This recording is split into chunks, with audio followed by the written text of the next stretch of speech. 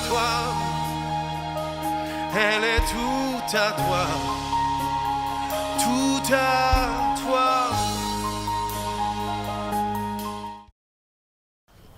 Shalom, shalom, je suis très content d'être devant vous dans le cadre de notre 5 minutes avec le Seigneur Jésus-Christ. Nous continuons avec notre série de cet enseignement que nous avons commencé sur les 7 étapes importantes dans la vie d'un chrétien. Nous avons vu la parole, première étape. Deuxième étape, nous avons vu le monde.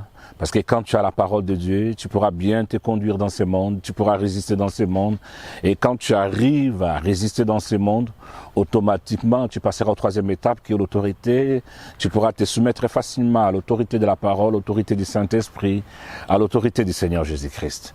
Et quand tu es soumis à l'autorité, automatiquement, tu laisses la place au Saint-Esprit de travailler dans ta vie, qui est notre 4e étape qu'on a vu dans notre dernier numéro, le travail de Dieu dans ma vie personnelle.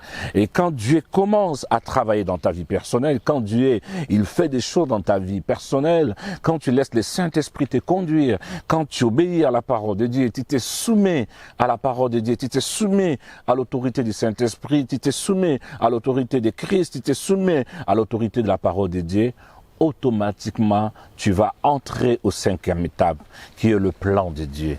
C'est-à-dire que le plan de Dieu est très important dans la vie d'un enfant de Dieu, parce qu'il y a beaucoup d'enfants de Dieu, quand les promesses de Dieu tardent à s'accomplir, quand les promesses de Dieu tardent à arriver, il y a des gens qui te disent, bon voilà, moi j'ai mon plan, et j'ai mon plan B. Et généralement, nous disons, j'ai le plan B, si le plan A ne marche pas, ben je vais appliquer le plan B. Peut-être le plan A, peut-être c'est la volonté parfaite de Dieu, mais dans ton plan B, je ne sais pas si c'est ta propre volonté. Alors voilà pourquoi, bien aimé, nous voulons vivre le plan de Dieu dans notre vie. Parce que quand quelqu'un laisse le Seigneur travailler dans sa vie, quand quelqu'un est soumis et il obéit à la parole de Dieu, à l'autorité du Saint-Esprit, automatiquement celui-ci entre dans le plan de Dieu. Alors pour vivre le plan de Dieu, bien aimé, nous avons besoin de faire confiance à Dieu.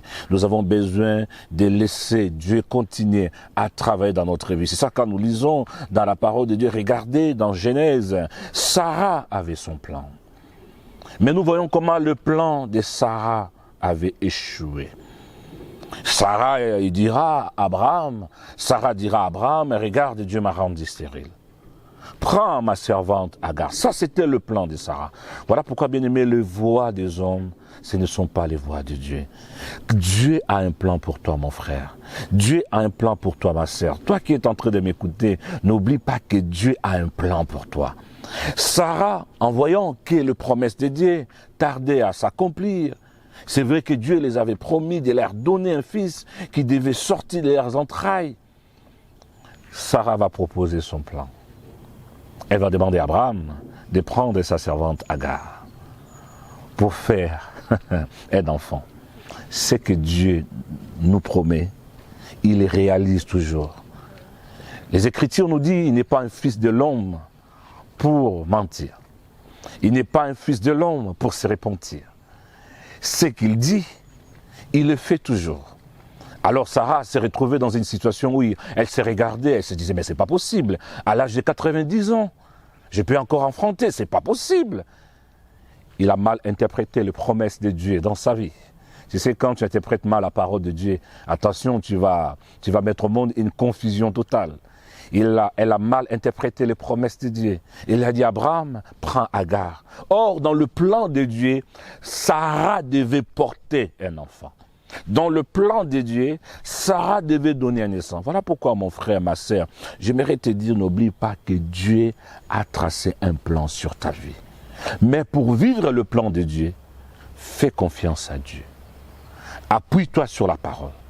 Et nous connaissons la suite de l'histoire de Sarah. Comment Agar va tomber enceinte. Elle va porter un regard méprisable à la personne de Sarah. Et Sarah sera la première pour aller vers Abraham, pour lui dire, regarde cette servante. Elle me regarde d'une manière mauvaise, insolente.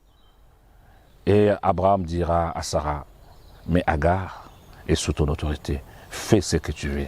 Et nous voyons comment le plan de Sarah avait échoué. Nous connaissons la suite. Dieu est fidèle et Dieu bénira Sarah.